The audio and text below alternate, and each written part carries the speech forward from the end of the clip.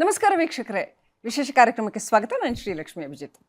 ವೀಕ್ಷಕರೇ, ಇತ್ತೀಚೆಗೆ ಶರೀರದಿಂದ ನಮ್ಮನ್ನು ಅಗಲಿರ್ತಕ್ಕಂಥ ಅವರ ಧ್ವನಿ ಹಾಗೂ ಅವರ ಅಜರಾಮರ ಸಂಗೀತದ ಮೂಲಕ ಕನ್ನಡಿಗರ ಹೃದಯಗಳಲ್ಲಿ ಶಾಶ್ವತವಾಗಿ ನೆಲೆಸಿರ್ತಕ್ಕಂಥ ಎಸ್ ಜಾನಕಿ ಅವರ ಕುರಿತಾಗಿ ಒಂದಷ್ಟು ಮಾತುಗಳನ್ನು, ನೆನಪುಗಳನ್ನು ಹಂಚಿಕೊಳ್ಳುವಂಥ ಒಂದು ಸಮಯ ಇದು. ಎಸ್ ಜಾನಕಿಯವರು ದಕ್ಷಿಣ ಭಾರತದ ಕೋಗಿಲೆ ಅಂತ ಅಷ್ಟೇ ಕರೆಯೋದಲ್ಲ, ಇಡೀ ಸಂಗೀತ ಪ್ರಪಂಚಕ್ಕೆ ಅವರೊಂದು ರೀತಿ ಸಾಮ್ರಾಜ್ಞಿಯ ರೀತಿಯಲ್ಲಿ ಇದ್ದರೂ ಕೂಡ ಬಹಳ ಬಹಳ ವಿನಯಪೂರ್ವಕವಾಗಿ ಅವರು ನಡ್ಕೊಂಡ ರೀತಿ ಇದೆಯಲ್ಲ, ಅವರ ಬದುಕಿನ ಕಡೆಯ ಘಳಿಗೆಯವರೆಗೂ ಕೂಡ ಎಸ್ ಜಾನಕಿಯವರು ಜೀವಿಸಿದ ರೀತಿ ಇದೆಯಲ್ಲ, ಅತ್ಯಂತ ಅನುಕರಣೀಯ, ಆದರ್ಶಮಯವಾಗಿ ಇದ್ದಂಥದ್ದು. ಅವರ ಸಂಗೀತವಂತೂ ಅನುಕರಣೆ ಮಾಡೋದಕ್ಕೂ ಕಷ್ಟ ಅಂತ ಹೇಳುವಷ್ಟು ಉಚ್ಛ್ರಾಯ ಸ್ಥಿತಿಯ ಹಂತಕ್ಕೆ ಅವರು ತಲುಪಿದ್ರು. ಪರಮೋಚ್ಚ ಔನ್ನತ್ಯವನ್ನು ಅವರು ತೋರಿಸಿದರು, ಇಡೀ ದೇಶಕ್ಕೆ ತೋರಿಸಿದರು ಹೇಗೆಲ್ಲ ಒಬ್ಬ ಸಂಗೀತಗಾರರು ಇರಬಹುದು ಅಂತ. ಅದು ವೈವಿಧ್ಯತೆಯ ವಿಚಾರದಲ್ಲಿ ಇರಬಹುದು, ಪರಿಪೂರ್ಣತೆಯ ವಿಚಾರದಲ್ಲಿ ಇರಬಹುದು. ಎಸ್ ಜಾನಕಿ ಅಮ್ಮನವರಿಗೆ ಎಸ್ ಜಾನಕಿಯವರೇ ಸರಿಸಾಟಿ ಅನ್ನುವಂಥ ಒಂದು ವ್ಯಕ್ತಿತ್ವ.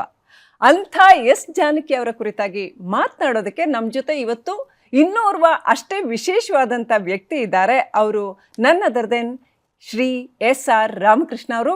ಎಸ್ ಆರ್ ರಾಮಕೃಷ್ಣ ಅವರು ಪತ್ರಕರ್ತರು ಅಂತ ಹೇಳೋದಕ್ಕೆ ಮೊದಲನೇದಾಗಿ ನಮಗೆ ಖುಷಿ ಆಗತ್ತೆ. ಆದರೆ ಕೇವಲ ಪತ್ರಕರ್ತರಷ್ಟೇ ಅಲ್ಲ, ಇವರು ಸಂಗೀತಗಾರರು, ಇವರು ಹಾರ್ಮೋನಿಯಂ ವಾದಕರು, ಬರಹಗಾರರು, ಇದೆಲ್ಲಕ್ಕಿಂತ ಹೆಚ್ಚಾಗಿ ಇವರು ಸಂಗೀತ ವಿಮರ್ಶಕರು, ಮ್ಯೂಸಿಕಾಲಜಿಸ್ಟ್. ಅದಷ್ಟೇ ಅಲ್ಲ, ಕನ್ನಡ ನಾಡಿನ ಅತ್ಯಂತ ಸೃಜನಶೀಲ ಧೀಮಂತ ವ್ಯಕ್ತಿಗಳ ಜೊತೆ, ಸಿನಿಮಾ ರಂಗದ ದಿಗ್ಗಜರುಗಳ ಜೊತೆ ಒಡನಾಡಿರ್ತಕ್ಕಂಥವರು, ಸಂಗೀತ ಸಂಯೋಜಕರು. ಇನ್ನೂ ಹೇಳ್ತಾ ಹೋದರೆ ಬಹಳಷ್ಟಿದೆ ಅಂತ ಅನ್ಸುತ್ತೆ. ನಮಸ್ಕಾರ ಸರ್, ಕಾರ್ಯಕ್ರಮಕ್ಕೆ ಸ್ವಾಗತ. ನಮಸ್ಕಾರ.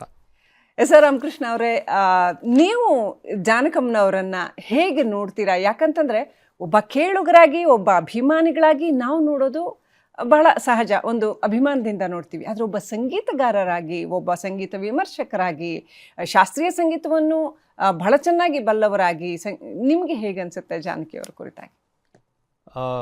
ಎಸ್ ಜಾನಕಿಯವರು ಅವ್ರು ತೀರ್ಕೊಂಡಾಗ 88 ವರ್ಷ ಆಗಿತ್ತು ಅವ್ರಿಗೆ. ಅವರು ಸುಮಾರು 60 ವರ್ಷ ಹಾಡಿದ್ದಾರೆ. ಸುಮಾರು 57ನೇ ಇಸ್ವಿಯಿಂದ 2017ನೇ ಇಸ್ವಿವರೆಗೂ ಅವರು ಹಾಡಿದ್ದಾರೆ. ಅಂದರೆ 60 ವರ್ಷ ಹಾಡಿದ್ದಾರೆ. ನಾನು ಅವರ ಈ ಸ್ಪ್ಯಾನ್ ಇದೆಯಲ್ಲ, ಇದು ಬಹಳ ದೊಡ್ಡ ಸ್ಪ್ಯಾನ್ ಒಬ್ಬ ಕಲಾವಿದರಿಗೆ, ಒಬ್ಬರು ಹಾಡುಗಾರ್ತಿಗೆ. ಬಹುಶಃ ಕನ್ನಡದಲ್ಲಂತೂ ಬೇರೆ ಯಾರು ಇಲ್ವೇನೋ ಅಲ್ವಾ, ಅಷ್ಟೊಂದು ಸುದೀರ್ಘವಾದ ಸಿಂಗಿಂಗ್ ಸ್ಪ್ಯಾನ್ ಇದ್ದವರು. ಕನ್ನಡದಲ್ಲಿ ಮಾತ್ರ ಅಲ್ಲ, ಅದು ನಮ್ಮ ಭಾರತದಲ್ಲಾಗ್ಲಿ ಇಡೀ ಪ್ರಪಂಚದಲ್ಲಾಗ್ಲಿ ಅವ್ರು ಹಾಡಿರೋದು ಒಂದು record. Could be the most recorded artist in history ಅಂತ ನನಗನ್ಸುತ್ತೆ.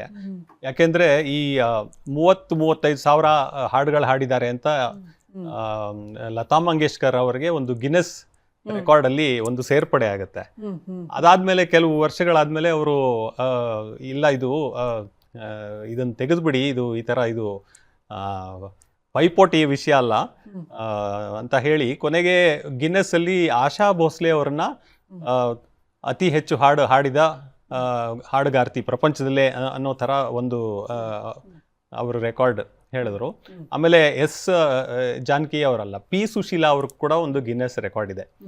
ಎಸ್ ಜಾನಕಿ ಅವರು ಇವರಿಬ್ಬರಿಗಿಂತ ಹೆಚ್ಚು ಹಾಡುಗಳನ್ನ ಹಾಡಿದ್ದಾರೆ ಅಂತ ಸರ್ವವಿದಿತ.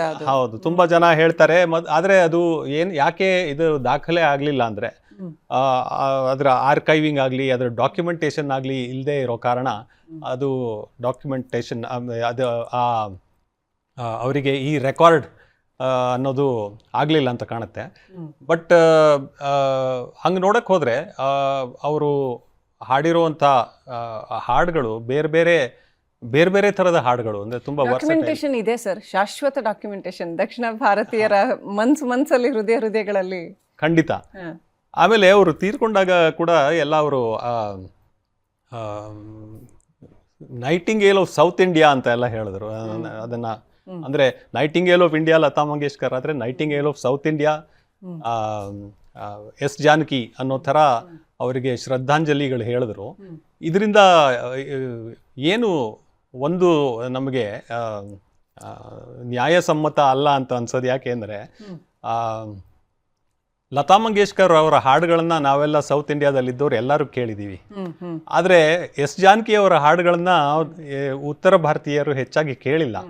ಅದಕ್ಕೆ ಕಾರಣ ಅಂದರೆ ನಮ್ಮ ಬ್ರಾಡ್ಕಾಸ್ಟಿಂಗ್ ಪಾಲಿಸಿ. ಅಂದರೆ ರೇಡಿಯೋದಲ್ಲಿ ನಾವು ರೇಡಿಯೋ ಇರ್ಬೋದು, ಟೆಲಿವಿಷನ್ ಆಗಲಿ, ಹಿಂದಿ ಇಲ್ಲಿ ಕೇಳ್ದಂಗೆ ಉತ್ತರ ಭಾರತೀಯರಿಗೆ ನಮ್ಮ ಭಾಷೆಗಳು ಕಿವಿಗೆ ಬಿದ್ದಿಲ್ಲ.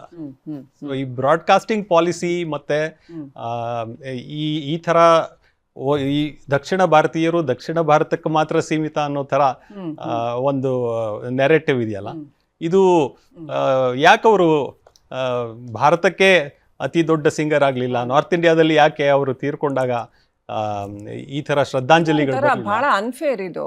ಯಾಕಂತಂದ್ರೆ ಸಂಗೀತಕ್ಕೆ ಭಾಷೆ ಎಲ್ಲನೇ ಇಲ್ಲ, ಎಲ್ಲ ಸಂಗೀತವೇ ಪ್ರಧಾನ ಅದರಲ್ಲಿ ಭಾಷೆಗಿಂತ ಅಲ್ವಾ. ಆದರೂ ಅಷ್ಟು ಅತ್ಯಂತ ಹೆಚ್ಚಿನ ಹಾಡುಗಳನ್ನು ಹಾಡಿ ಮೋಸ್ಟ್ ವರ್ಸಟೈಲ್ ವೈವಿಧ್ಯತೆಯಲ್ಲೂ ಕೂಡ ಅವರೇ ಹೈಯೆಸ್ಟ್ ಅಂತ ಅನ್ಸುತ್ತೆ. ಅಷ್ಟೆಲ್ಲ ಆದರೂ ಕೂಡ ಅವ್ರಿಗೆ ಸಿಗಬೇಕಾದಂತಹ ಮನ್ನಣೆ, ಪ್ರಾಶಸ್ತ್ಯ ಅಥವಾ ಜನಪ್ರಿಯತೆ ಇನ್ ದ ಸೆನ್ಸ್ ದಕ್ಷಿಣದಲ್ಲಿ ಇದೆ, ಆದರೆ ಉತ್ತರದಲ್ಲೂ ಸಿಕ್ಲಿಲ್ವೇನೋ ಅನ್ನೋ ನೋವು ನಮ್ಮನ್ನೇ ಕಾಡುತ್ತೆ ಅಭಿಮಾನಿಗಳನ್ನು. ಅದೇ ಅದು ಯಾಕೆ ಅಂದರೆ ಕಿವಿಗೆ ಬೀಳ್ಬೇಕಲ್ಲ ಹಾಡು. ಈಗ ನಾವು ಏನು ಕಷ್ಟಪಡ್ದೇನೆ ನಮ್ಮ ಕಿವಿಗೆ ಹಿಂದಿ ಹಾಡುಗಳು ಬಿದ್ದಿದ್ದರಿಂದ ನಾವು ಅದನ್ನು ಕೇಳಿದ್ವಿ, ಅದನ್ನೆಲ್ಲ ಇಷ್ಟಪಟ್ವಿ. ಲತಾ ಮಂಗೇಶ್ಕರ್ ಎಂಥ ದೊಡ್ಡ ಕಲಾವಿದರು, ಆಶಾ ಭೋಸ್ಲೆ ಎಂಥ ದೊಡ್ಡ ಕಲಾವಿದರು, ಮನ್ನಾಡೆ ಇರ್ಬೋದು, ಕಿಶೋರ್ ಕುಮಾರ್ ಆಗಲಿ, ಮೊಹಮ್ಮದ್ ರಫಿ ಆಗಲಿ, ಅವರೆಲ್ಲ ನಮ್ಮವರೇ ಅನ್ನೋಂಗೆ ಆಗೋದ್ರು. ಅದು ಯಾಕೆಂದರೆ ಒಂದು ಬ್ರಾಡ್ಕಾಸ್ಟಿಂಗ್ ಪಾಲಿಸಿ ಹಂಗಿದ್ದಿದ್ದರಿಂದ. ಈ ನಮ್ಮ SP ಬಾಲಸುಬ್ರಹ್ಮಣ್ಯಂ ಆಗಲಿ, PB ಶ್ರೀನಿವಾಸ್ ಆಗಲಿ, ರಾಜ್ಕುಮಾರ್ ಆಗಲಿ, ಇವ್ರ ಹಾಡುಗಳನ್ನ ಉತ್ತರ ಭಾರತದಲ್ಲೂ ಕೇಳ್ಬೋದಾಗಿತ್ತಲ್ಲ. ಸೊ ಇದು ಒಂದು ಥರದ ಅಸಮತೋಲನ ಆಗಿದೆ ಅಂತ ನನಗನ್ಸುತ್ತೆ.